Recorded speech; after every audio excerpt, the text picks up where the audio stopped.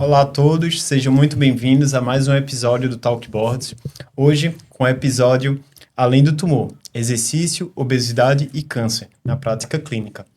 Discutiremos como o sedentarismo e a obesidade podem impactar não somente como fator de risco para o surgimento de cânceres, mas também o impacto dessas comorbidades durante o tratamento do paciente com câncer e também após o tratamento com câncer. E para discutir sobre o tema, temos aqui um time de feras, doutora Ana Carla Montenegro, que é endocrinologista, doutora pela UFPE, preceptora do IMIP e membro do Departamento de Cirurgia Bariátrica da ABESO.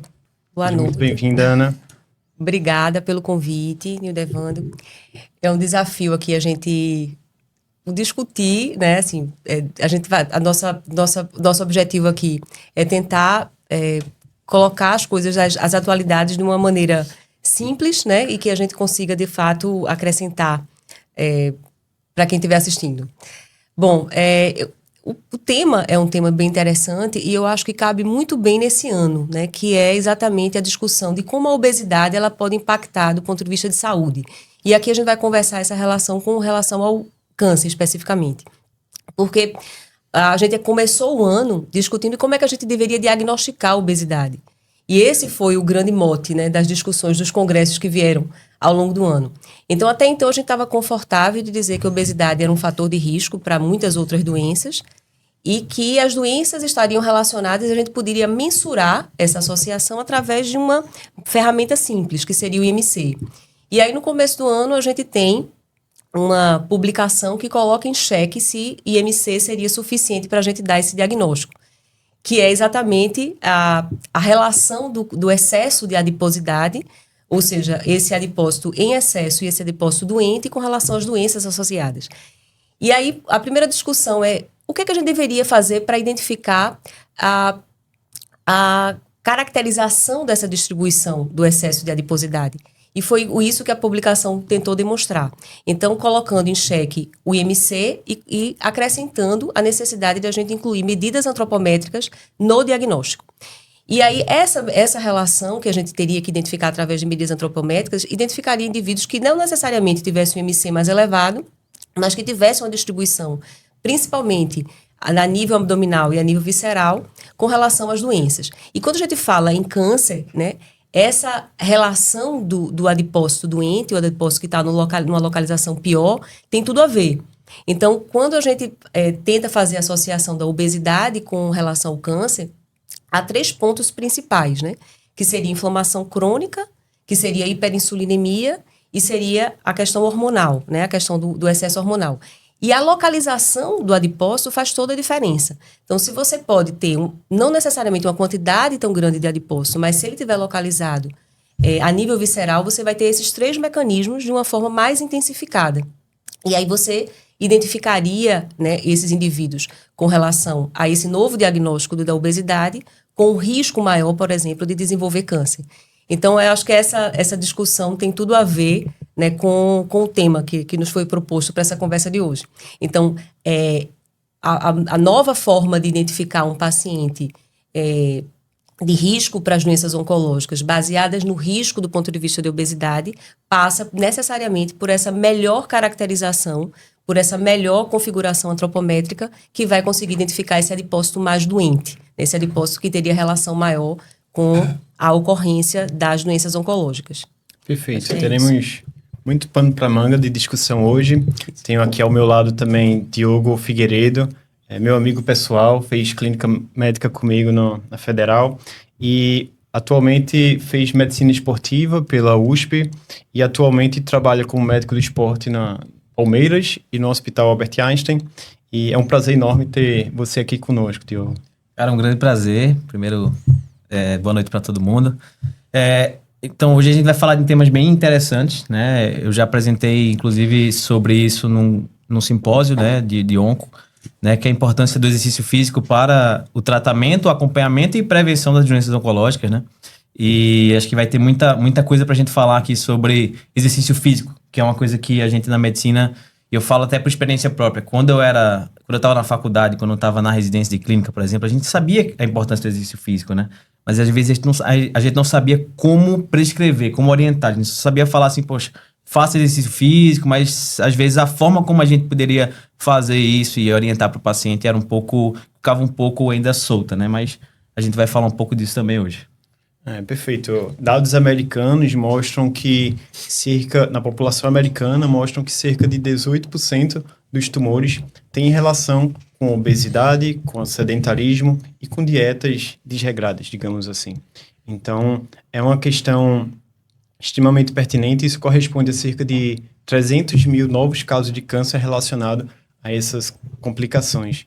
Então, Lucão, meu amigo Lucas, também é oncologista pelo Hospital Português.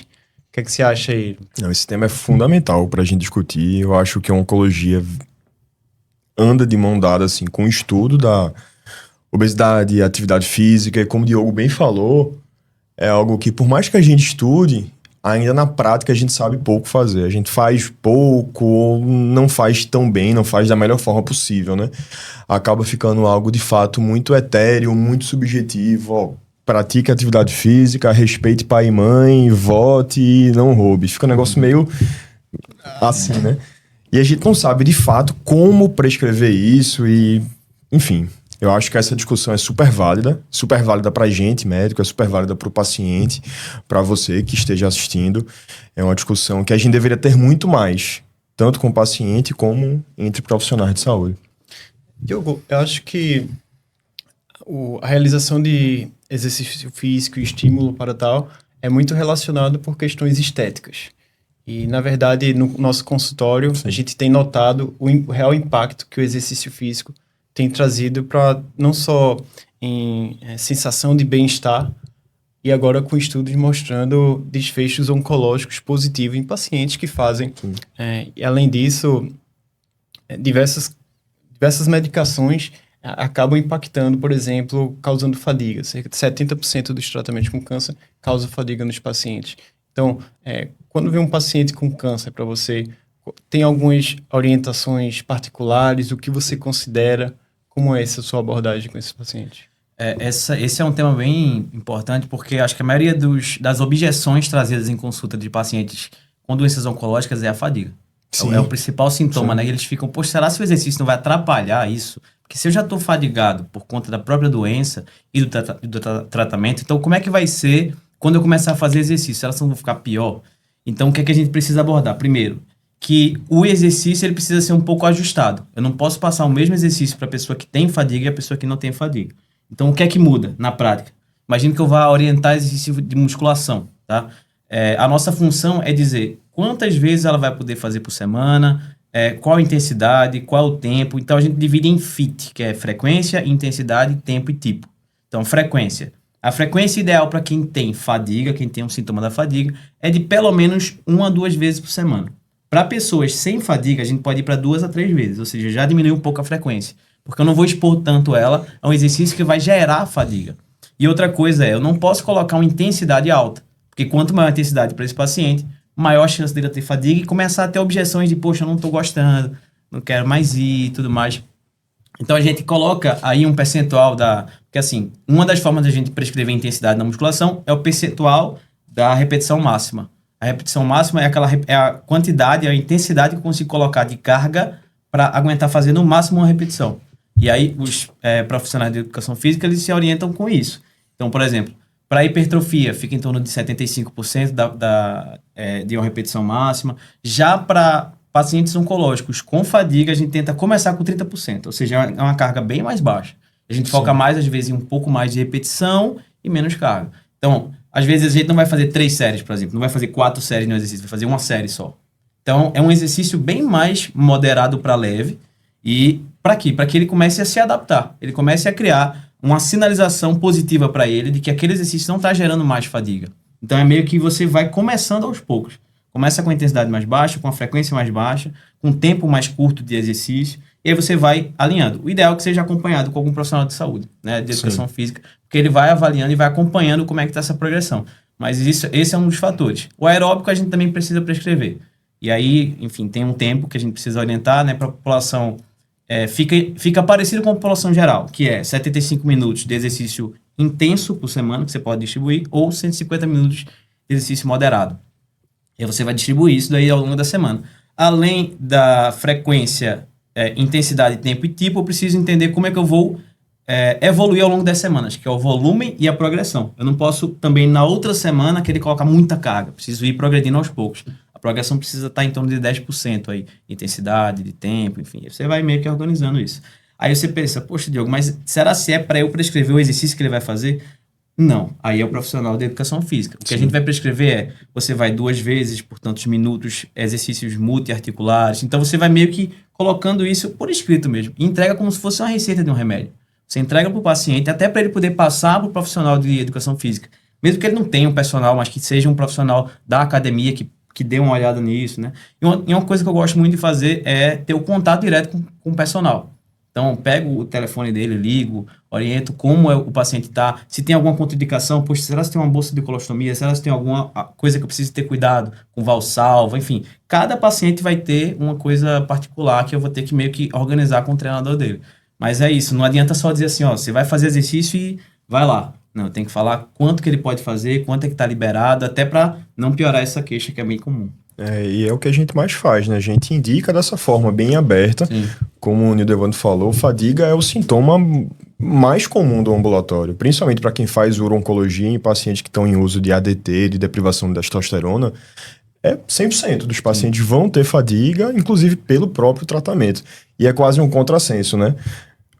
Você está com fadiga, está ruim para fazer atividade física, você tem que fazer, faça mais, porque de fato foi a única intervenção que mostrou estatisticamente diferença para esse perfil de paciente, né? Uma dúvida que eu tenho de fato, assim, musculação ainda é uma das principais atividades físicas que eu tenho isso em mente, eu sempre tento estimular o paciente.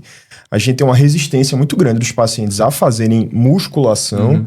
Alguns gostam mais de fazer atividades, uma caminhada, até natação, enfim. Mas musculação, de fato, é uma das mais importantes, né? Sim. Ainda mais quando a gente pensa assim, beleza, qual é o exercício mais importante no contexto do paciente com doença oncológica? O misto. É a mistura do aeróbico com o resistido, né? Tem um estudo que a gente ainda vai conversar um pouco, que ele usou só o aeróbico, né? Que é o challenge, né? Então, assim, ele usou só o aeróbico, ele não usou o resistido. E mesmo assim já teve um monte de benefício aí do ponto de vista de vários parâmetros analisados. Mas, assim, o ideal ainda é o resistido e o aeróbico. Por quê? Porque a musculação, quanto mais massa magra a gente cria, maior a sinalização e recepção até dos quimioterápicos. Então, até o tratamento é um tratamento que é mais eficaz, né? Então, a gente precisa orientar tanto só pela questão do tratamento, mas também da sensação. O paciente se sente muito mais funcional quando ele tem massa muscular, né? Então, são essas orientações. Do ponto de vista metabólico, né? Levando as causas, né? A distribuição aqui da obesidade associada, por mais que ele tenha perdido peso, ele pode ainda ter uma distribuição de gordura, né? Da conversa que a gente tinha iniciado, de uma forma insatisfatória, né? Então, a sensibilidade insulínica está muito relacionada à massa muscular, né? A diminuição de inflamação crônica, né, por essa ação melhor. A flexibilidade metabólica, né, associada à melhora da função mitocondrial. Então, acho que, assim, levando, né, no contexto metabólico de uma maneira geral, com certeza, a necessidade de se incentivar o ganho de massa muscular deve ser bem relevante, né, bem importante. Isso é muito interessante, porque, historicamente, a gente sempre foi muito induzido a acreditar apenas no número da balança. E a gente está entendendo que essa análise está cada vez mais complexo. Então, tem a deposição de gordura, tem a sarcopenia, que é algo extremamente relevante nos pacientes oncológicos. Então, tem algumas outras características que a gente precisa ter em mente para analisar. Exatamente. Isso é o que eu tinha aberto a minha conversa, né? Nossa conversa daqui. É exatamente isso. Assim, toda a atenção vem se voltado exatamente para funcionalidade, né? Tanto é que o papel do adipócito, ele também não é só o vilão. Então, a ausência do adipócito, ele também é danosa. Então, quando a gente vai também ir para o outro extremo do ponto de vista metabólico, indivíduos que têm uma distribuição de gordura extremamente baixa e que, teoricamente, estariam magros, né, do ponto de vista de classificação de IMC, mas tem essa distribuição eminentemente visceral, ele funcionaria como um paciente que tem obesidade. E essa ausência, não só porque tem esse excesso no lugar errado, mas também porque tem ausência no lugar certo. Então, há estudos, por exemplo, de aumento de mortalidade avaliando a distribuição de gordura nos membros inferiores, a relação circunferência abdominal ou gordura abdominal com gordura de membro inferior. Então, eu estou falando que essa discussão ela é muito mais ampla, porque se a gente está conversando que a relação da obesidade com a doença oncológica, ela está relacionada com essa disfuncionalidade do ponto de vista de inflamação, o indivíduo ele vai ter essa mesma inflamação, ele funcionaria como um paciente que tem obesidade, mesmo sendo magro. Né? A gente não estava nem discutindo o paciente que tem peso normal. Então, esse é o grande desafio. Né? Então, apesar dessa publicação ter tentado orientar algumas ferramentas para a gente identificar esse paciente, a gente ainda não consegue, de fato, ter esse diagnóstico tão preciso, porque ainda tem muita... enfim, ainda não tem essa padronização. Então, a gente está negligenciando, assim, a gente está, na verdade, negligenciando por falta de padronização, de identificar os pacientes que teriam esse risco, que teriam essa relação, né, no caso tanto da incidência, como no caso até do segmento, né, porque o que se discute, quando você tem um paciente que tem obesidade e que a gente precisa que ele trate da obesidade para que o segmento oncológico seja favorável, esse paciente que está ali metabolicamente com obesidade, mas que está com IMC normal, a gente perde, né, assim, essa intensificação, né, do tratamento, pensando nessa gordura e nessa ausência de gordura e nessa gordura ectópica. É interessante um trabalho aqui, fazendo um paralelo, porque a gente está considerando aqui a minha discussão está muito obesidade e desfecho negativo, né? Aqui a gente vai dar atenção mais à oncologia. Mas em relação à obesidade e diabetes, por exemplo, né? Que é uma das consequências dessa distribuição inadequada do tecido adiposo. E que os indivíduos que tinham peso normal, eles não modificaram do peso, mas intensificaram a atividade física com ganho de massa muscular e melhor redistribuição de gordura, que é esse o ponto onde eu queria chegar. E eles reduziram sem mudança de peso, o peso foi o mesmo, não houve variação, mas na composição corporal houve melhora e houve redução da incidência nos pacientes que conseguiram essa melhora da composição. Né? Então, independentemente do IMC. Então, a discussão que a gente está querendo chegar é que a gente precisa ampliar essa adiposopatia, a gente precisa ampliar para identificar esses pacientes que têm essa relação de risco com medidas que não sejam exclusivamente IMC, né? Que eu acho que é onde a gente precisa otimizar isso. E como a gente pode avaliar na prática, Ana, essa composição corporal? Pronto. Peço algum exame, além do IMC, uso o IMC como uma triagem?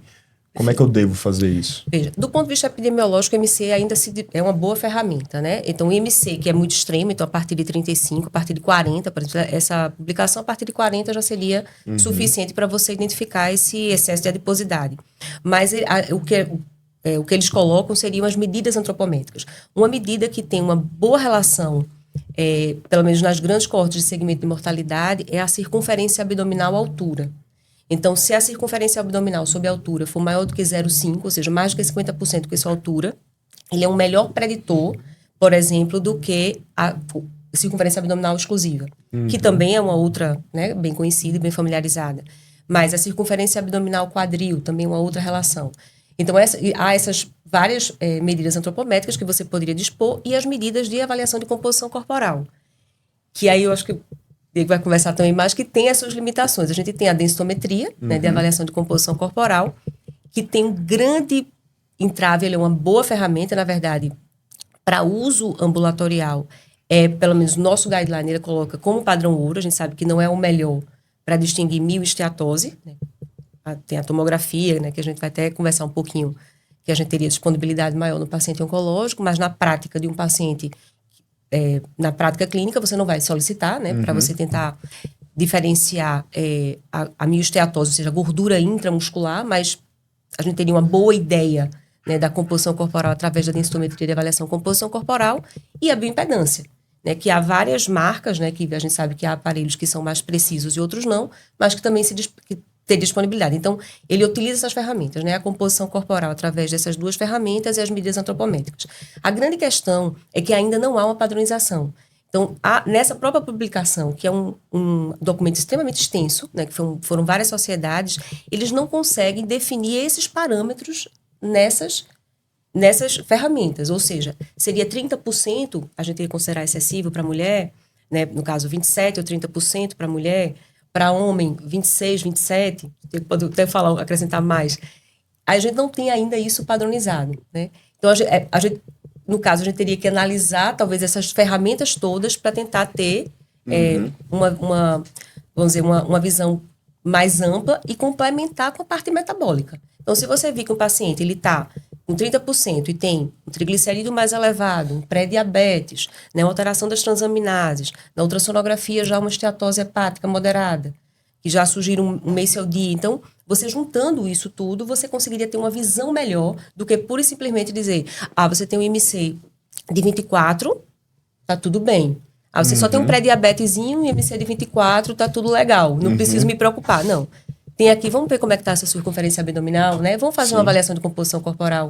E aí, de repente, essas ferramentas todas, a gente tem uma noção melhor de risco para esse paciente. Mas, mais uma vez, ainda não há uma padronização formal para essas medidas, né? Essas são ainda a dificuldade ainda se torna mais complexa por conta disso. Geralmente coisas na medicina onde você não tem uma padronização é porque ainda está muito no campo das ideias, né?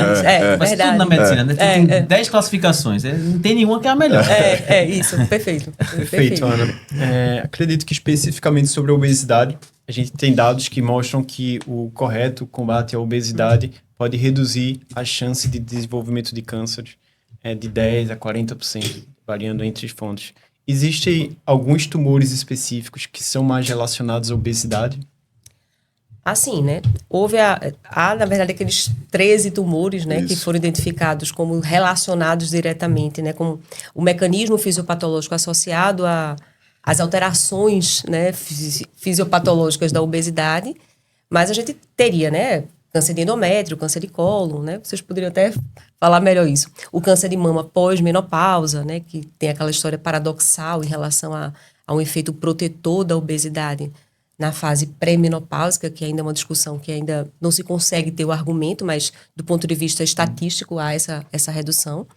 Talvez por uma anovulação, uma redução de progesterona, diminuição de proliferação de tecido glandular mamário, mas enfim, há esses 13, né, que são bem documentados, não só eles aumentam a chance da incidência, mas como eles pioram o prognóstico, né? Então, tanto é que esse cuidado, não só na questão da prevenção, que é um fato relevante, mas quando chegam de vocês, né, na questão do segmento. Então, teriam sim, esses 13, né? E aí, a gente tinha começado, né, na discussão de por que ocorre, e essa seria mais essa inflamação crônica, né, que a obesidade causa, e as relações que levam às doenças metabólicas, que também poderiam ser fatores de estímulo do câncer, né? O próprio aumento da insulina, né? Numa resistência insulínica que pode acontecer nesse estado de adipócito mais disfuncional, a própria produção maior de estrógeno, conversão de estrógeno, no caso do câncer de mama na mulher pós-menopáusica, e esse excesso de estrógeno pós-menopáusico também é um fator que poderia estimular, né? Os tumores que seriam receptor positivo, né, que poderia acontecer após a menopausa. Então, esses seriam, vamos dizer assim, os 3 pilares, né, da relação causal entre a obesidade, né, e a relação de câncer. E chama a atenção o que tem se discutido muito, e aí também vem naquela história. Se sabe muito que há relação, mas pouco se sabe como manipular, que é a questão da microbiota intestinal, né, que dá tudo, né? Da depressão, dá uma encravada, se a gente for procurar mais a fundo, mas enfim, dá uma série de outras complicações. E uma delas, assim, além da questão de você favorecer o excesso de peso, né? Favorecer a obesidade, ela também teria, talvez, alguma participação ali inflamatória na ocorrência ou no surgimento e no agravamento dos tumores. Então, essa relação de uma microbiota mais inflamada também poderia se associar a esses mecanismos que estariam associados à predisposição do câncer, né? Tem a história de isquemia, inflamação, que a gente não vai detalhar muito bem aqui, porque eu acho que... Sempre acho que Lucas, essa discussão da microbiota é um universo à parte. E a gente está começando a entender que isso tem impacto direto com o tratamento com câncer. Como a gente tem os dados, a gente está começando a entender que a microbiota, inclusive, tem impacto em resposta à imunoterapia. Inclusive, está sendo investigado formas de a gente melhorar a microbiota, adaptar a microbiota para melhor receber a imunoterapia e ter melhores desfechos. Trazendo um pouquinho das nossas tentativas, porque quando a gente fala da microbiota, né, a gente tenta relacionar qual seria a pior microbiota, né, ou a microbiota que estaria relacionada com o pior desfecho. E a gente classifica o filo, né, o reino filo. Então, a gente sabe a superficialidade. E aí, há estudos que tentam identificar, caracterizar, né, de uma forma mais específica, né, essa microbiota, e a gente avalia que há uma grande diversidade, sim, do ponto de vista prático. Acreditava-se que se você tivesse um maior filo firmicutes, isso levaria a uma maior chance, por exemplo, de doença metabólica. Só que, na verdade, quando você vai avaliar, por exemplo, o gênero e algumas raças, essa relação, ela se dá de forma inversa. Então, para uma raça mais caucasiana, você teria uma microbiota X que teria um risco Y. Para uma mais africana, assim, uma raça mais afro-americana, por exemplo, você teria uma outra predisposição de microbiota. Então, a gente está engatinhando e muito. Sim. Né? E quando eu falo em manipulação, aí o que é que a gente faz do ponto de vista prático? E que as coisas, de fato, parecem que poderia ser mais prática. Por exemplo, quando a gente avalia impacto de dieta e MACLD, doença esteatótica hepática, a gente sabe uma melhora clássica, porque seria o modelo da inflamação associada à obesidade, né? A doença esteatótica hepática. Dieta mediterrânea, ela tem impacto extremamente favorável, como doença cardiovascular. Então, quando a gente não sabe prescrever, do ponto de vista prático, uma dieta que não tem produto industrializado ultraprocessado, né? Rico em gordura poliinsaturada e produtos do tipo oleaginosas e peixe, ômega 3 in natura, fosse do ponto de vista prático. Eu acho que é onde a gente chegou, do ponto de vista de maior evidência, na hora que a gente prescreve uma dieta. Se a gente quer uma dieta anti-inflamatória ou uma dieta que, de alguma forma, poderia modular a microbiota de uma forma mais assertiva. Eu acho que a gente está, pelo nosso conhecimento, a gente está aqui. E aí, esses probióticos, prebióticos, a gente ainda está engatinhando. Um universo amplo e gigante pela frente para a gente entender. Exatamente. No capítulo, né, do charlatanismo, a parte que eu acho que cabe a gente conversar sobre isso, de você conhecer a sua microbiota através de medida direta de estudo de fezes, isso, de fato, não é um terreno fértil também para... Acrescenta muita coisa, não. Isso. Acredito que a sarcopenia é um tema também bastante significativo no consultório de qualquer oncologista.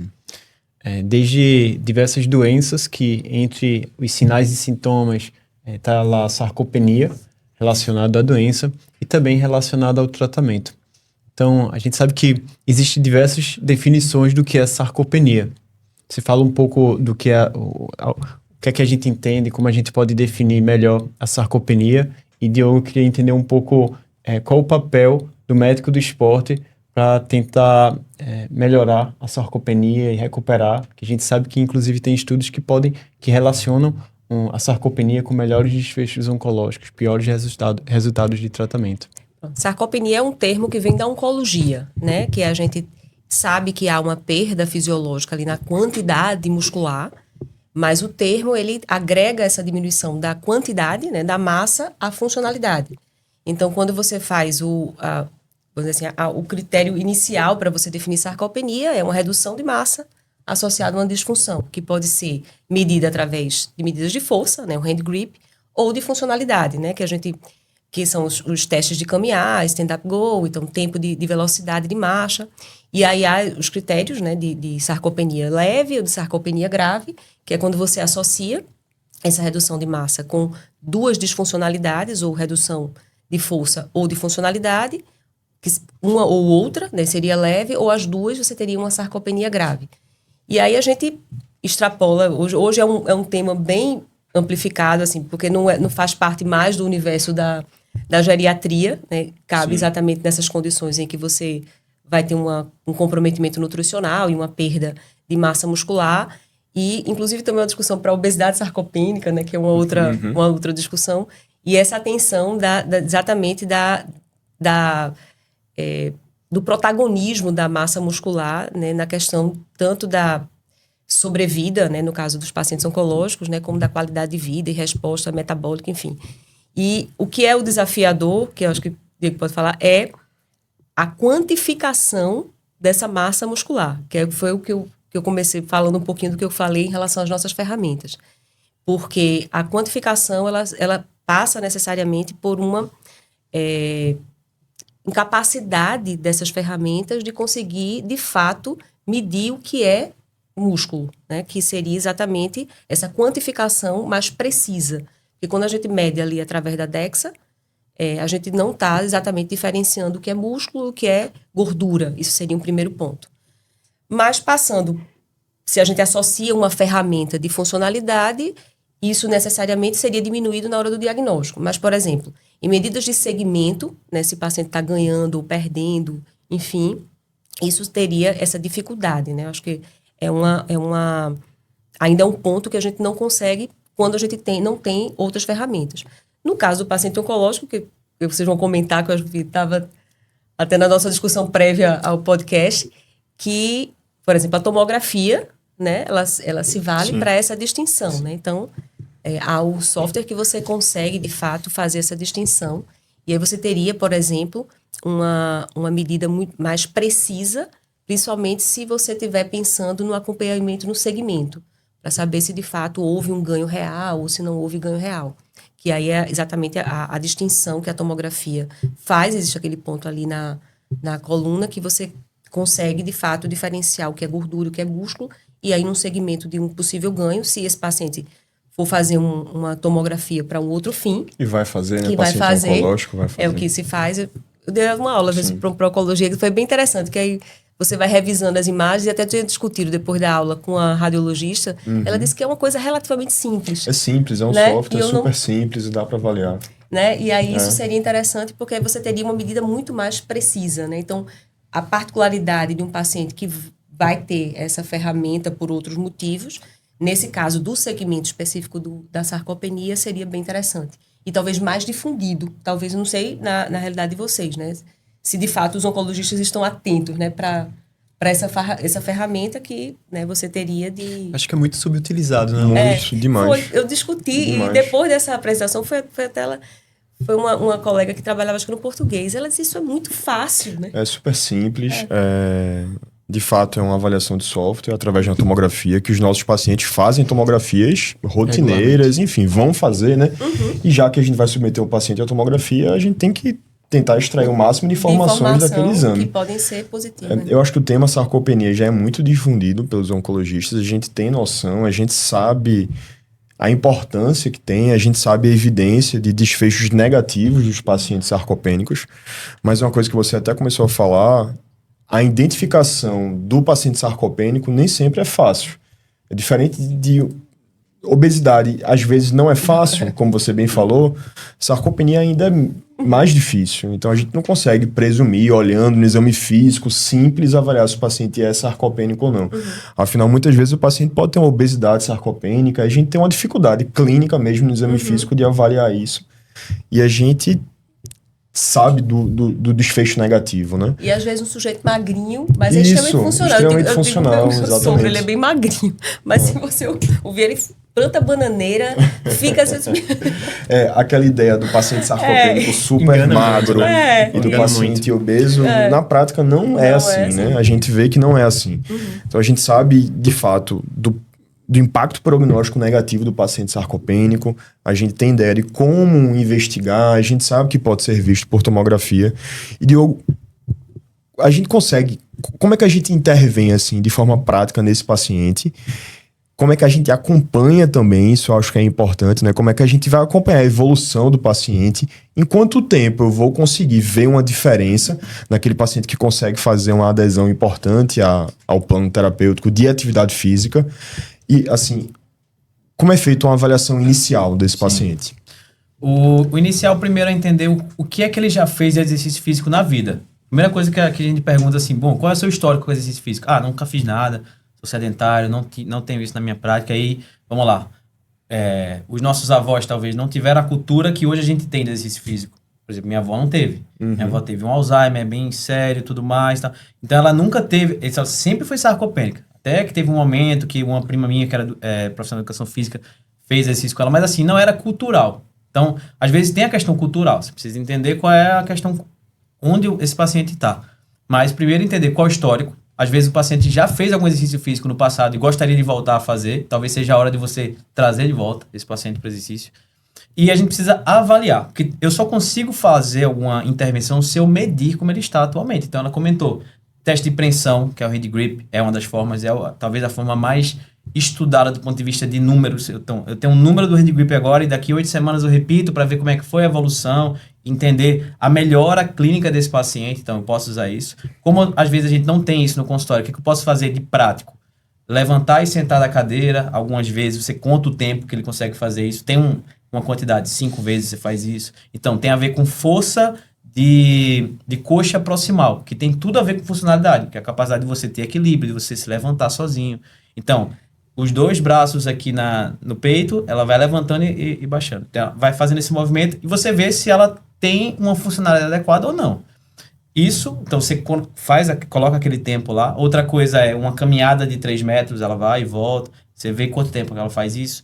Equilíbrio, pede para colocar o pé um do lado do outro, depois um pé à frente do outro. Então você vai testar o equilíbrio também. Então você anota o tempo que você faz tudo isso. Anotou no prontuário, vai ter que prescrever exercício físico para ela e reavaliar depois de um tempo. Aí você perguntou, quanto tempo? Geralmente 6 a 8 semanas é o tempo que a gente espera que uma intervenção tenha efeito muscular, né? Então, até isso para atletas também. Qualquer intervenção muscular que eu queira em período de treinamento, eu espero entre 6 a 8 semanas. 6 a 8 semanas, já depende do volume, né? Mas sempre que a gente vai ter alguma intervenção, assim como vocês, oncologistas, você pensa, poxa, como é que está hoje o tumor? Como é que eu espero que ele esteja em tanto tempo? É igual para exercício físico. Como é que ele está hoje fisicamente? Está desse jeito. O que é que eu espero daqui a tanto tempo? Preciso fazer uma previsão. Na obesidade também a gente sempre tem uma previsão de perda de peso, né? Poxa, quanto que eu vou perder em tanto tempo? Então, até falar isso para o paciente, até para ele criar metas. Sim. Faz parte do processo de rotina, de mudança de rotina, né? Você criar meta, você ajudar o paciente a se automonitorar. Como é que você pode orientar isso? Poxa, você pode anotar quanto tempo você fez tal exercício em tal dia. E outra coisa que a gente precisa fazer muito em consulta, principalmente a mudança de rotina, é tirar as objeções do paciente. Porque ele sempre vai dizer assim, eu não tenho tempo, eu não tenho vontade, eu não gosto, eu não... Vai ter, assim, meu filho não deixa eu ir, ou ele é porque ele é muito pequeno e não sei o que lá. Sempre tem alguma coisa. E aí você vai junto com ele, porque é difícil também a gente dizer exatamente o que ele vai fazer para fugir dessa objeção, mas junto com ele achar formas de passar por aquilo. Vou usar o meu exemplo. Na minha semana, quando eu vou programar meu treinamento físico de musculação, eu sempre penso onde eu vou estar, porque eu nunca treino perto de casa. Meu treinamento sempre é em algum lugar do trabalho, porque eu uso aqueles aplicativos que você pode treinar em vários lugares, né?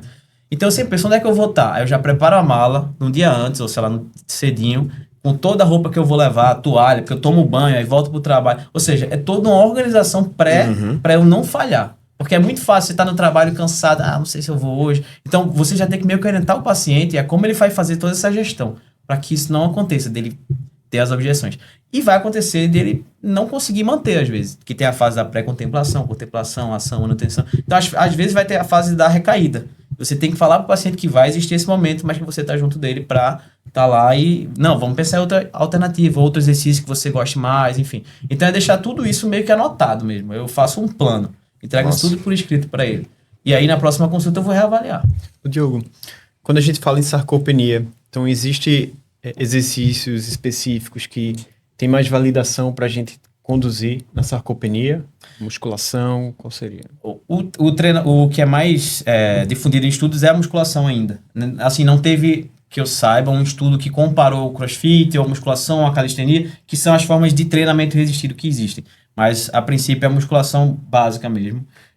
2 a 3 vezes por semana, mais ou menos 3 séries de 8 a 12 repetições, um volume de progressão de 10% por semana, mas é mais ou menos isso. Ainda é a forma mais básica para a gente orientar.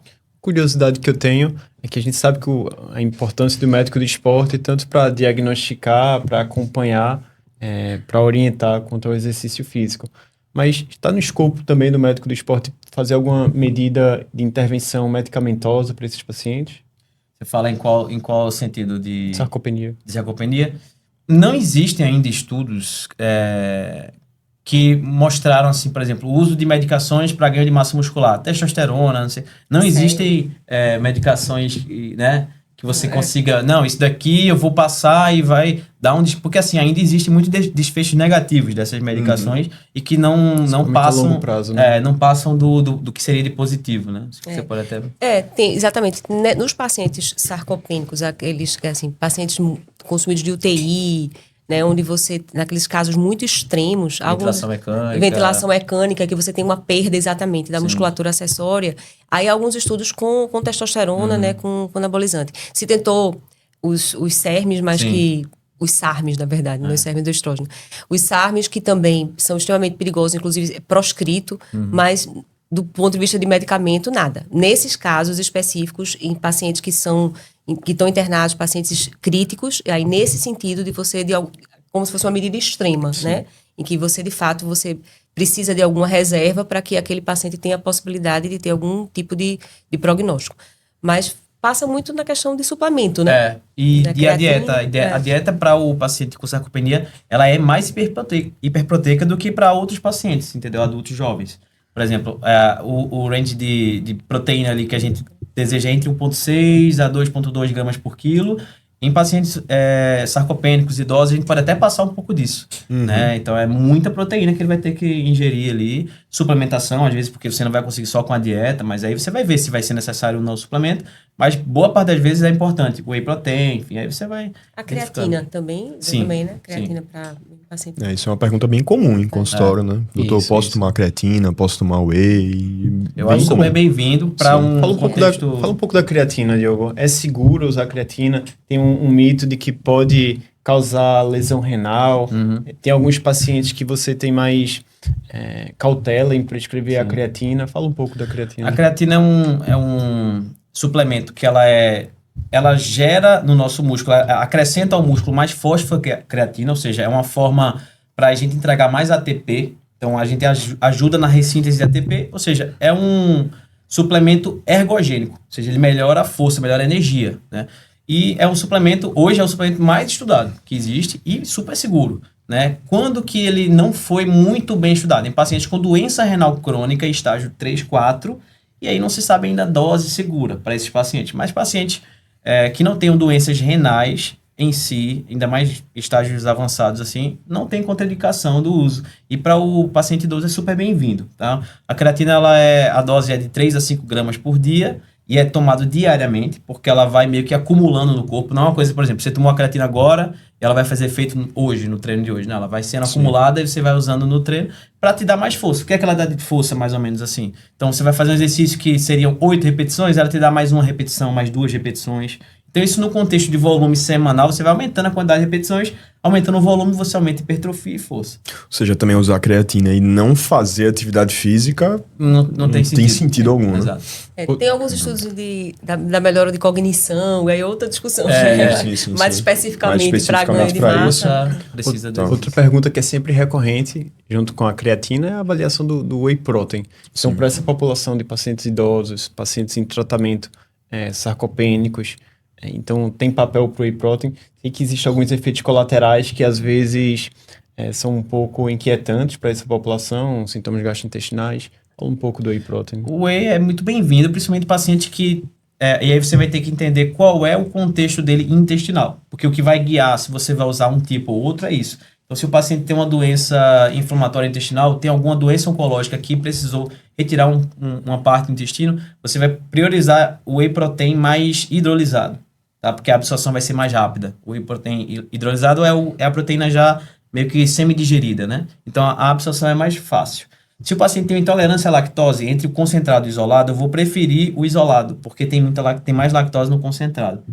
Então, assim, é muito de caso a caso, mas o concentrado, na maioria das pessoas, já é ok, porque é mais ou menos 80% de whey e 20% de outras coisas. O isolado tem mais whey, ou seja, tem menos lactose, não é que não tenha lactose, mas tem um pouco menos, então dá menos intolerância. E para pacientes com doenças onde retirou um pedaço do intestino, ou seja, tem uma desabsorção, vale mais a pena o hidrolisado.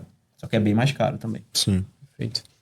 E entraria no contexto, talvez, de bater a cota, né? Isso. Talvez. Tem que entender Você tinha conversado de... porque às vezes o paciente numa dieta, vou dar um exemplo do meu irmão, por exemplo, ele não usa whey. E ele bate a dieta dele certinha sem proteína, sem whey, entendeu? Só com a proteína da dieta. Come então, que nem... come muito. Come muito. Ovo.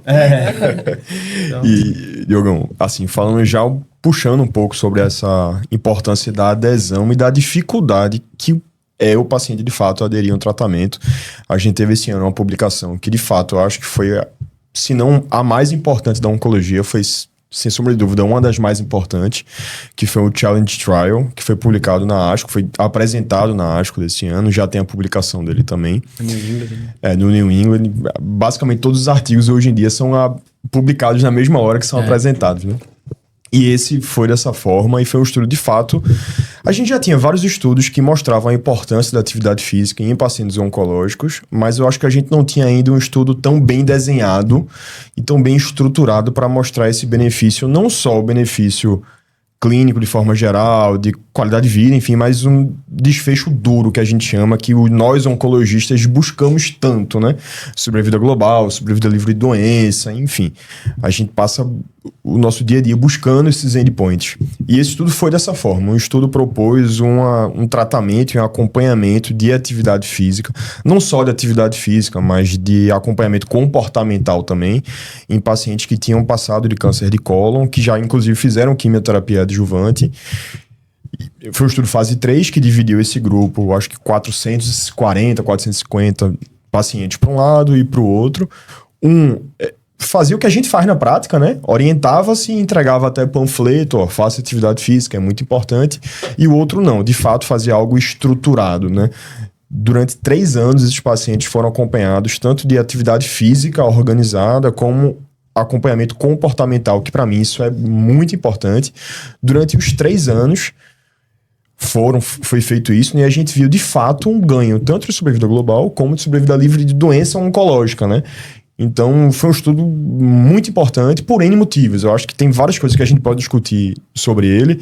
Uma é que é uma intervenção muito barata. Não, muito barata. A gente, na oncologia, os nossos tratamentos custam muito. Não só o tratamento em si, mas toda a lógica de pesquisa, de incentivo. A gente gasta muito dinheiro com isso. E a atividade física é algo, teoricamente, de graça, né? Teoricamente, eu digo porque tem outros custos inerentes a isso. Mas é uma intervenção muito barata e muito eficaz. A gente viu isso agora, né? A gente já tinha ideia, mas hoje em dia a gente tem evidência científica que mostra isso. Outra coisa que me chamou muita atenção, isso eu queria que você falasse, sobre o estudo em geral, eu acho que você viu o estudo, eu acho que você tem muito o que falar, mas algo que me chamou muita atenção foi a aderência desses pacientes.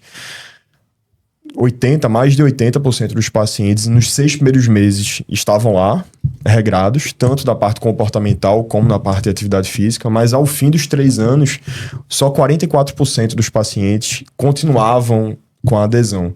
Eu digo só 44%, eu acho que esse número a gente pode ver de ambos os aspectos. A gente pode ver, caramba, 44% dos pacientes ainda estavam lá, exatamente. O copo meio cheio, o copo meio vazio, mas assim, sem juízo de valor, eu acho que isso mostra como é difícil você fazer com que o paciente siga a sua orientação, né?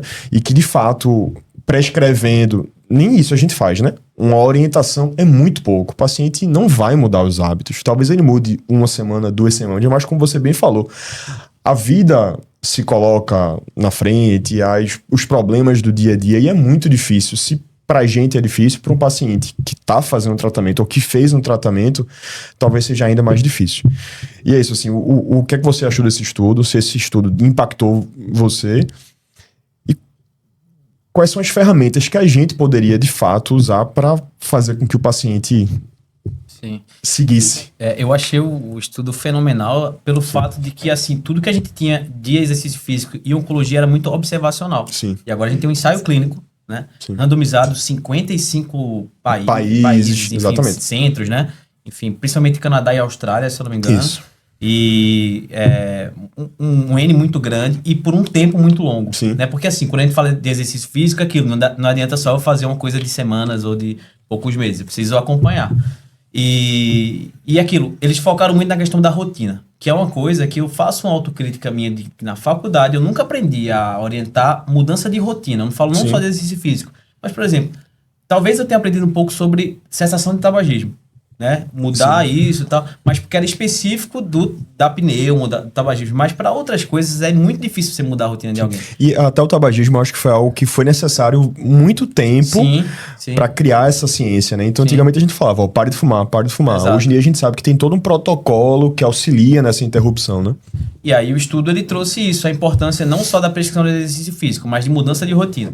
E mesmo assim, como é que eles conseguiram mensurar se os pacientes estavam seguindo ou não? Porque assim, era o autorrelato, mas também tinha o teste do VO2. Eles fizeram a ergospirometria nos pacientes e avaliaram o VO2 deles, né? Então, o VO2 é a forma da gente quantificar do ponto de vista prático a capacidade aeróbica. E aí a média dos pacientes estava em torno de 30, mais ou menos, de VO2, que é a nossa capacidade de gastar energia, né? De consumir oxigênio. Isso é baixo. Isso depende da idade, sexo, altura e peso. Porque aí depende de cada população. 30, por exemplo, 30 para um paciente de 75 anos é muito bom, mas para um paciente de 30 anos já muda, entendeu? Então, mas aí era 30, e aí o grupo que ficou 3 anos fazendo exercício físico ainda, principalmente esses 44%, na verdade todos eles tiveram um aumento aí de quase 3 ml, né, que a gente fala. Então, esse aumento já foi suficiente para melhorar todo esse desfecho. E outra, a gente não comparou um grupo com placebo. Sim. A gente comparou um grupo que também estava fazendo exercício físico, mesmo Com que... intervenção, né? Era uma intervenção com outro grupo que você meio que orientou também. Sim. Por quê? Eticamente você não pode. Né? Ah, não, esse grupo vai se beneficiar. Obviamente a gente sabe que o exercício vai ser importante, então não posso deixar que outro grupo não faça. Mas eu acho que ele comparou mais a questão de, bom, um grupo tá com algo estruturado e o outro não. Né?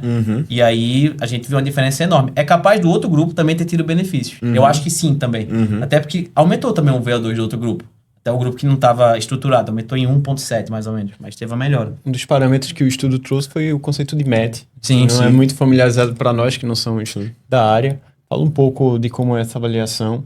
Até do VO2, né? Como é que a gente faz a avaliação do VO2? Sim. MET é como se fosse uma moeda energética que a gente classifica. E aí, por exemplo, a gente está sentado agora, a gente está gastando 1 MET por estar sentado aqui. Todo mundo está escutando aí o podcast, está todo mundo gastando 1 MET. Se você estiver escutando o podcast andando ou em pé, você está gastando entre 2 ou 3 METs, ou seja, é o dobro que a gente está gastando aqui. Então, MET é a moeda energética, ou seja, a quantidade de energia que eu estou gastando fazendo isso. Mas o MET não tem a ver com o peso. Como é que a gente quantifica isso para peso? A gente teria que multiplicar MET por peso por tempo. Aí isso dá em calorias. Por exemplo, eu gastei 500 calorias fazendo exercício. Para eu calcular calorias, eu tenho que multiplicar METs, peso e tempo, em minutos. Isso e aí no estudo ele usa MET hora. Isso. Né? Então ele multiplica METs por hora, mas ele não multiplica o peso, porque seria algo mais específico. Mas tudo bem, é uma forma de você quantificar o volume de treino, que é diferente volume de intensidade. Então, MET, eu estou só classificando a intensidade do treino. Se é mais intenso ou não. Aqui a gente está parado. É pouco intenso. Se eu começar a caminhar e correr, é mais intenso. Mas eu não estou quantificando o tempo que a gente está fazendo isso. Agora, se a gente cronometrar o tempo que a gente ficou aqui, a gente multiplica METs pelos minutos que a gente ficou sentado, a gente tem o gasto energético, o volume energético gastado nesse tempo. E o VO2... Cada atividade tem, né? Cada um. Então, por exemplo... Vôlei, futebol... Isso. Aí tem umas tabelas. Sim. Aí, por exemplo, você vai fazer uma corrida de 8 km por hora, mais ou menos 8 metros. Então, uma corrida de 11 km por hora, mais ou menos 11. Não é exatamente essa relação de km por hora para metros, mas é mais ou menos isso daí. Então, depende muito de cada exercício, cada atividade. Por exemplo, estender a roupa, 3 metros. Então, tem uma tabela, né? E aí, eles consideraram no artigo atividade física, que na verdade tem 2 conceitos: atividade física e exercício físico. Atividade física é todo o gasto energético que eu tenho no dia. Por exemplo, eu subir escada, isso é atividade física. Exercício físico é quando eu faço algo programado. Por exemplo, se eu fizesse 8 séries de subida de escada, isso viraria um exercício físico, porque tem uma programação. 30 minutos de uma série, de não sei o que, entendeu? Então, nesses pacientes foram realizados exercícios físicos mesmo, porque era algo programado, tinha um personal e tudo mais. E como é que eles classificaram? Eram 4 METs, na verdade, 25 a 30 minutos de 4 METs no exercício, gastando 4 METs no exercício. Isso dava mais ou menos 10 METs hora no grupo dos primeiros 6 meses. E depois eles foram aumentando a cada um, né?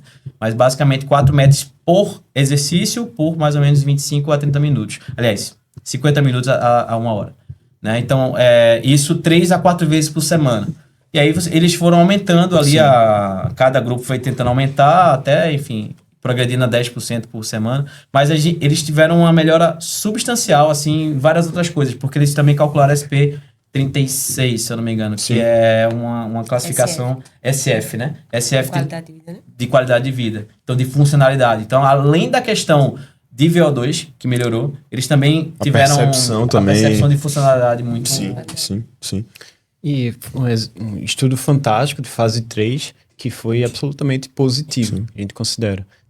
Uma queda na redução do risco de recorrência de doença de 28%, uma redução do risco de morte por outras causas de 37%. Então, pela primeira vez, a gente conseguiu ver um real benefício, quantificar um real benefício, não só na qualidade de vida, na sensação de bem-estar, mas também nos desfechos oncológicos. E uma das coisas que eu acho mais interessante da apresentação desse estudo foi aquela tabela que comparou, claro que a gente deve ter cuidado em comparar com outros estudos, mas o benefício absoluto em sobrevida global do exercício físico adjuvante foi em linha com o tratamento adjuvante em câncer de mama, em câncer de cólon com quimioterapia, em câncer de pulmão com osimertinib. Sim. Então, o benefício de sobrevida global foi bem em linha. Então, esse estudo fala muito pra gente que a gente não deve apenas falar por falar, o paciente realizar atividades físicas, mas a gente precisa prescrever e entender isso como parte do tratamento, porque a gente quer oferecer o melhor para esses pacientes. É isso que eu queria falar. Acho que entra muito Prescrever, nisso, né? reavaliar. O custo disso, né? Tipo, eu acho que tem que ser necessário o tratamento. Isso. Tipo assim, tem que estar dentro do Isso. tratamento. Tipo, o pacote vou passar isso aqui e tal, e vai ter que ter o exercício físico. Sim. É assim que eu Sim. trabalho. Você fala logo assim, é assim que eu trabalho, tá certo?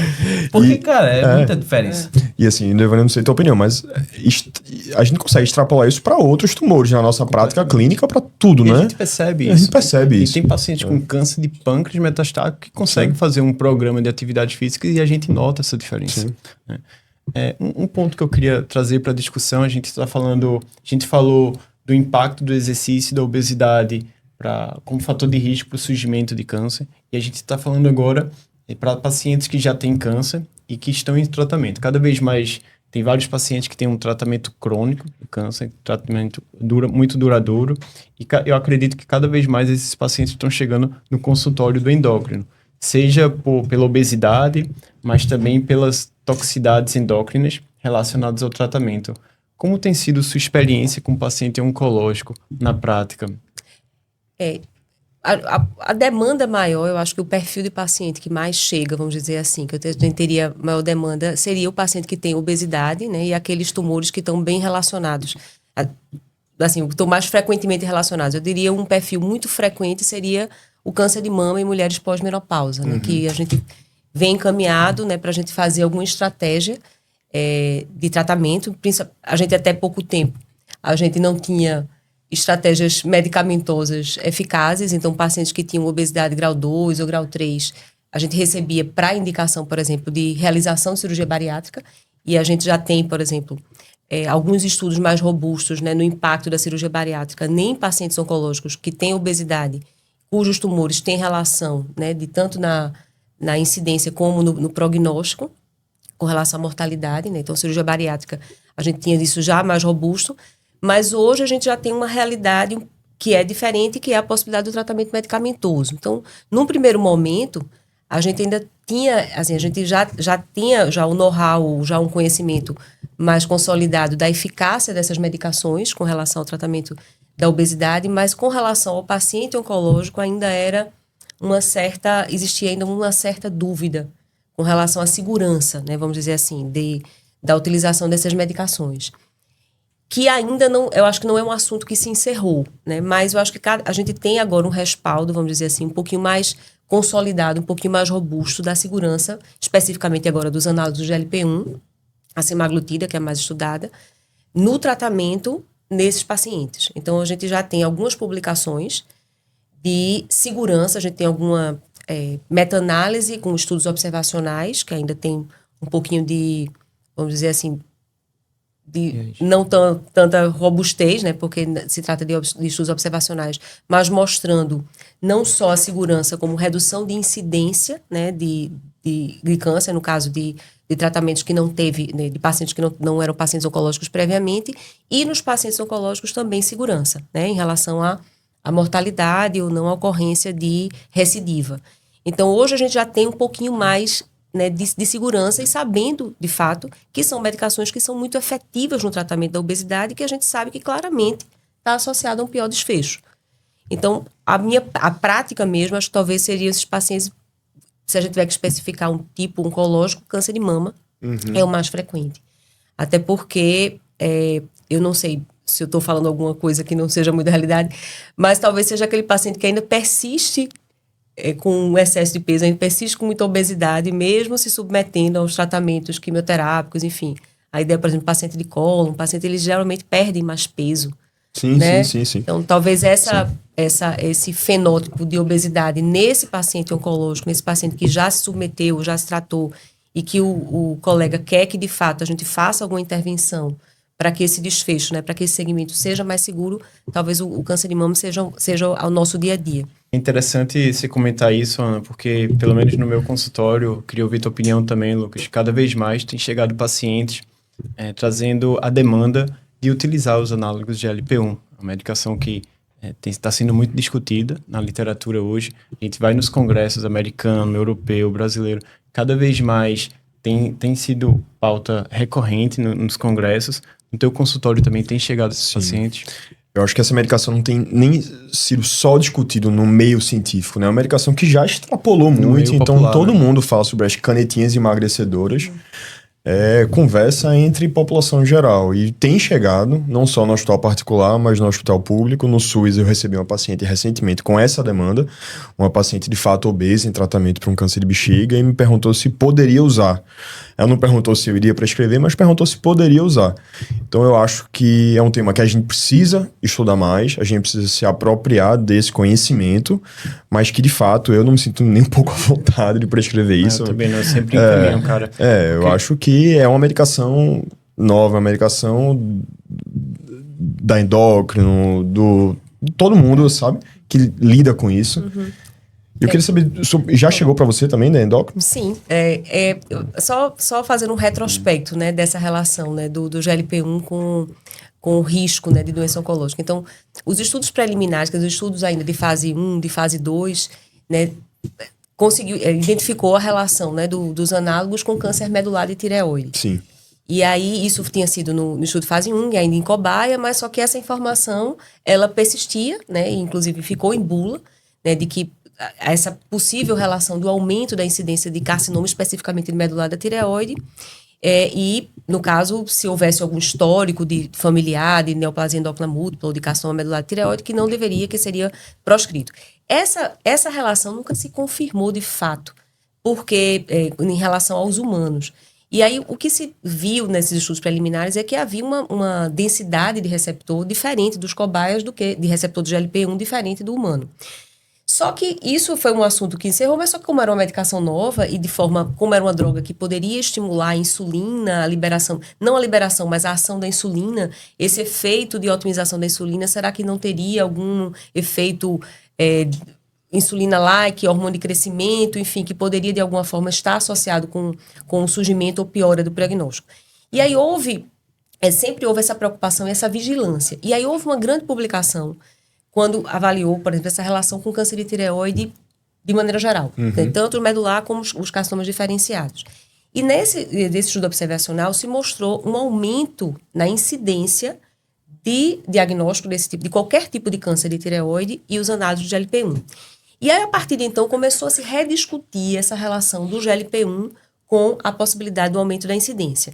Nesse meio caminho, a gente nunca se sentia muito seguro, apesar de não haver nenhuma contraindicação, mas, por exemplo, essa paciente que tivesse chegado aqui um pouquinho lá no começo, né, vamos dizer, sei lá, uns 2 ou 3 anos atrás, com relação a você prescrever o análogo para um tratamento de obesidade, ainda não me sentia tanto segura. E aí, pouco tempo depois, se reacende essa possibilidade, especificamente do câncer de tireoide, mas uma relação oncológica que não deixava a gente confortável.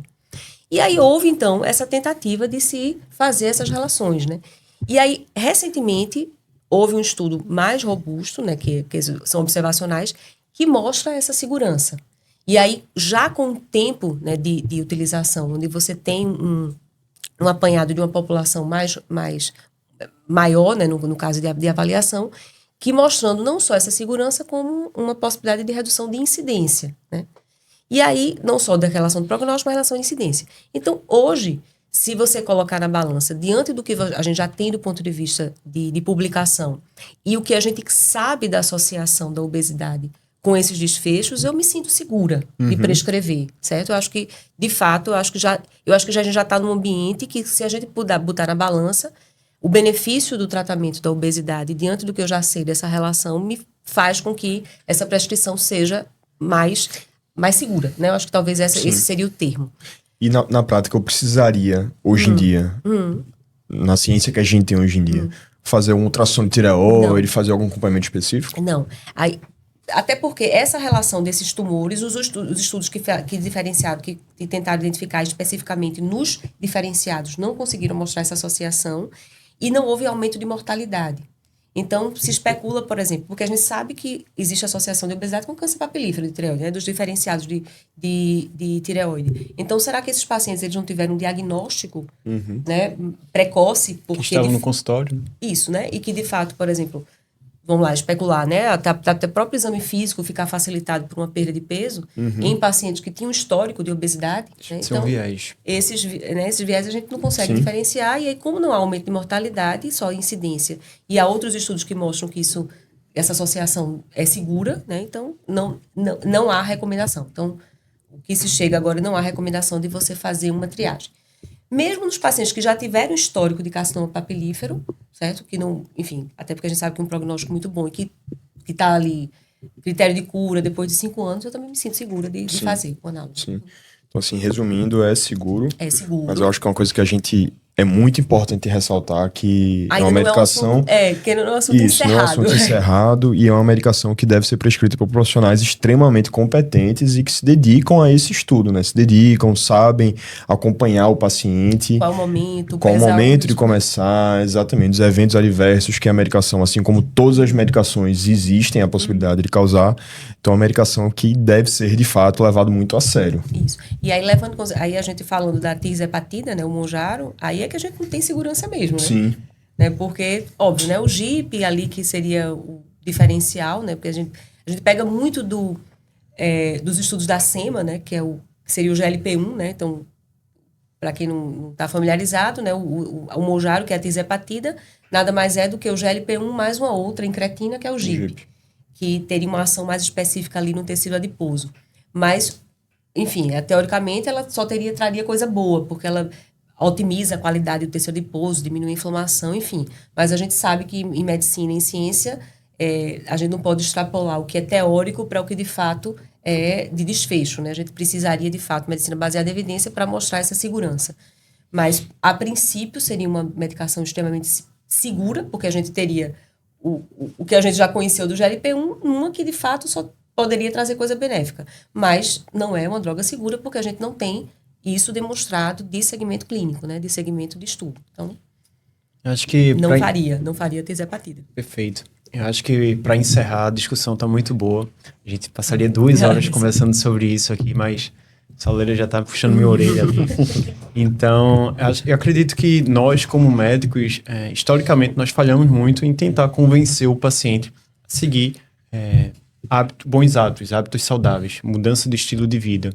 Um levantamento da Sociedade Americana de Oncologia, a ASCO, demonstrou que 79% dos oncologistas sabem da importância de encaminhar pacientes para programas de exercício físico, por exemplo. No entanto, 10 a 20% deles fazem isso de fato. Então, e a gente está diante de um endócrino, de um médico do esporte, que lida muito com isso. Essas orientações, essa mudança de estilo de vida que é essencial para esses pacientes. Então, como é que no seu dia a dia, como é que você convence o paciente a importância de seguir essas medidas saudáveis, uma dieta regulada, com o hábito de exercício físico? Quais são suas estratégias para ser efetivo? Interessante. Eu identifiquei muito do que o Diego falou, né, em relação a essa coisa de você tentar organizar, né, alguma coisa, do paciente sentir que existe um planejamento, existe uma programação. E aí, trazendo para para a prática, eu tento exatamente tentar fazer esse diagnóstico e colocar tudo aqui que eu pontuei, né, do excesso de peso, enfim, da parte metabólica, e aí tentar estabelecer metas e prazos. que aí seria o quanto eu preciso perder de peso, e aí todas aquelas ferramentas que eu já utilizei, já comentei, em quanto tempo eu preciso perder, e o que é que significa essa trajetória, se eu tô indo bem ou não estou indo bem. Então, por exemplo, eu faço do ponto de vista prático, que não é uma coisa, é o que é recomendado pela uma diretriz americana, que é você tentar estabelecer que você deve dividir, por exemplo, a sua estratégia de perda de peso em 2 fases, né? A fase de perda e a fase de segmento, que vai ser indefinida. E aí, nessa fase de perda, que a gente deveria estabelecer em torno de 6 meses, o paciente teria que perder ali, em média, 10%. Então, ele tem que entender que a meta dele, o horizonte dele são 6 meses. E que nesse período de 6 meses, ele tem que dar, vamos dizer, toda a concentração dessa modificação, que aí, do ponto de vista prático, é a gente entender que os finais de semana, eles precisam ser modulados. Então, essa conversa que eu tento ter, né, do ponto de vista prático, para que ele chegue ali nos seus 6 meses e ele atinja aquela meta, que é a meta que ele vai saber que ele, de fato, conseguiu um resultado clínico. Então, o paciente ele tem que ter uma ideia de um planejamento. Então, pura e simplesmente, prescrever uma medicação, dizer que ele precisa perder peso, e ele ficar sem noção de qual é o horizonte que ele precisa ter, eu acho que fica meio solto. E aí a gente faz as visitas regulares, que aí a programação teria ali 3 ou 4 visitas por mês, para exatamente acompanhar esse segmento. E aí o paciente que você percebe que de fato aderiu, ou que já vem, né, já é um paciente que às vezes já tem prática de atividade física regular, você vai fazendo isso, modulando esses intervalos, contanto ali que nos 6 meses você entrasse na fase de manutenção, que aí é uma outra conversa. Mas aí ele tem que entender essa fase do quanto ele precisa perder e, de fato, ressalto a história a importância da atividade física, e aí também tento estabelecer, baseado ali no DPP, dos 150 minutos, reforço a importância da musculação. Aí uma coisa que eu faço do ponto de vista bem prático. O que é que eu posso fazer de mínimo? Você faz um dia, você faz musculação de braço, vou até perguntar se está tendo correndo. Um dia, musculação de perna, e tenta complementar os 150 minutos com caminhada, certo? É a tentativa daquele que nunca fez nada. Ah, doutora, mas eu gosto de pilates. Pronto, pilates. Tentaria fazer, pelo menos, a escolha, tentaria ali estabelecer alguma opção de resistência com alguma orientação de aeróbico, né, para tentar fazer essa modulação dos 150 minutos. E com relação à dieta, eu trabalho muito com diário alimentar. Eu peço muito que o paciente traga, tento fazer essa quantificação proteica, tento fazer, pontuar com ele ali, que geralmente aconteceria na segunda consulta, para que, de fato, eu consiga compreender, porque, de fato, muitos pacientes já têm uma dieta relativamente legal. E aí, quando tem uma dieta extremamente errada, ou que você sabe que ali não dá proveito, eu tento encaminhar para o nutricionista, que acrescentaria. Mas, às vezes, o paciente ele tem muita orientação, bate meta de proteína, tem uma quantidade de cálcio legal, então... Então, do ponto de vista prático, seria esse meu pilar. E a medicação, obviamente, quando há indicação, e essa prescrição para que ele saiba que vai ser a longo prazo. Então, é mais ou menos isso. Perfeito, Diogo. E você, como é que você convence o paciente? O paciente, você lida com muitos pacientes atletas, né? Então, há muitas vezes mentalidades bem diferentes. Como é que você lida com esses pacientes para tentar convencê-los a seguir essas medidas? Eu converso muito sobre a rotina dele. Então, qual é a sua rotina de trabalho, né? Para entender onde a gente pode encaixar a atividade física. Meio que a gente faz um trabalho meio que de organização, assim mesmo, sabe? Da vida da pessoa. E aí eu começo a colocar na cabeça dele que não é uma coisa... Porque assim, os pacientes às vezes eles vêm muito pensando assim, não, exercício é um hobby. Exercício pode ser até hobby, mas ele tem que ser uma necessidade. Do mesmo jeito que a gente trabalha, ele está dentro da nossa rotina porque é uma necessidade nossa, o exercício tem que estar dentro também. Entendeu? Tem que fazer parte. Poxa, não sei e tal. Geralmente os pacientes, eles sabem que é importante, só que eles não conseguem colocar na prática. E aí até o estudo do Challenge Trial, ele fala que a gente tem que sempre falar para o paciente sobre exercício, a gente tem que perguntar onde ele vai fazer, como ele vai fazer, com quem ele vai fazer e quando ele vai fazer. Então tem que alinhar essas 4 coisas na conversa com ele para deixar já estruturado. Então às vezes eu faço até um calendário com o paciente. Então você vai treinar nesse horário aqui, você vai acordar essa hora, você vai comer isso daqui, então meio que já deixo tudo programado. Na próxima consulta a gente vai reavaliar se ele está conseguindo fazer. Não consegui, vamos pensar em outra estratégia. E outra, sempre coloca um plano B. Não, eu tenho que fazer um treino no parque, mas vai estar chovendo. Se chover, o que você vai fazer? Você vai para esteira. Então você tem que entregar outros planos para ele também. Eu preciso pra mim. Fazer uma teleconsulta contigo. Excelente, a discussão muito rica, muito ampla. Queria agradecer a oportunidade e vocês estarem aqui discutindo para a gente um tema tão presente, tão do dia a dia, do oncologista, inclusive. E queria que vocês deixassem as mensagens finais. Como você gostaria de resumir aqui os principais highlights do impacto do endocrinologista nesse cenário? A gente frisou aqui também, agradecer o convite mais uma vez, enfim, da minha participação, que da importância, né, da gente identificar a obesidade como um fator relevante, né, na incidência do câncer e principalmente nos pacientes que já têm o diagnóstico do câncer, a importância de tratar a obesidade de uma forma de melhorar o segmento desses pacientes, né, tanto em relação à qualidade de vida como do próprio desfecho da doença. Então, acho que eu deixaria isso como um reforço da mensagem, né, da discussão de hoje. Eu queria agradecer o convite, foi bem legal, aprendi muito com vocês, inclusive. E falar que, assim, a medicina do esporte tem esse nome, mas é a medicina do esporte e do exercício. Quando a gente fala medicina do exercício, é justamente os pacientes que têm alguma doença e precisam de tratamento com o exercício, né? Então, a gente precisa entender a importância do exercício, que é algo fundamental para todos, até para prevenção de câncer. A gente falou do câncer e o pós-câncer, né? E o depois do tratamento, mas para prevenção também, a gente já sabe que diminui muito a chance de você desenvolver, mas que a gente precisa sempre, como médicos, né? E profissionais de saúde no geral, colocar isso como uma obrigatoriedade na vida das pessoas. O exercício físico ele tem que fazer parte não só do ponto de vista de doença, mas do ponto de vista de qualidade de vida. E aí a gente tem que falar sobre frequência, tempo, tipo, onde ele vai fazer, quando ele vai fazer, como ele vai fazer, se ele não quer fazer, o que é que ele pode fazer, quais são as estratégias que ele pode usar com ele, né? Então, acho que tudo isso é importante. Perfeito, Lucas. Lucas, desfechos finais para o oncologista. Esse tema de podcast foi organizado pra gente aprender. Entendeu? A gente queria aprender com vocês. E é muito bom discutir com amigos e de forma tranquila, assim. Eu acho que, como mensagem final, principalmente para o oncologista, é um tema fundamental, que a gente precisa estudar. A gente já estuda, mas a gente precisa estudar ainda mais. Agora, principalmente que a gente tem mais evidência científica, e nós oncologistas gostamos muito de evidência científica, eu acho que a gente não pode correr disso. Realmente a gente tem que encarar de frente, tem que estudar e tem que encarar isso como tratamento, não só para o nosso estudo, mas principalmente para passar essa informação para o paciente. A gente tem que usar essas ferramentas que vocês nos passaram e nos ensinaram na nossa prática clínica, para que de fato isso seja internalizado pelo nosso paciente e ele consiga alcançar esse benefício tão evidente. Clínico, benefício de qualidade de vida, benefício pessoal, enfim. E assim, outra mensagem que eu acho que é fundamental é que é um tema multidisciplinar, né? É um tema que não dá pra gente fazer sozinho. A gente somos 4 médicos, mas tem vários outros profissionais de saúde não médicos, o educador físico, a nutricionista, o fisioterapeuta, que estão de mãos dadas com a gente, principalmente no paciente oncológico, né, que via de regra já é um paciente multiprofissional, e a gente, como oncologista, deve utilizá-los cada vez mais para esse fim, né? Realmente incutir na cabeça do paciente a importância da atividade física. Perfeito, gente. Obrigado a todos. Discussão riquíssima. Queria agradecer mais uma vez a presença de todos. Esse foi o nosso 4º episódio.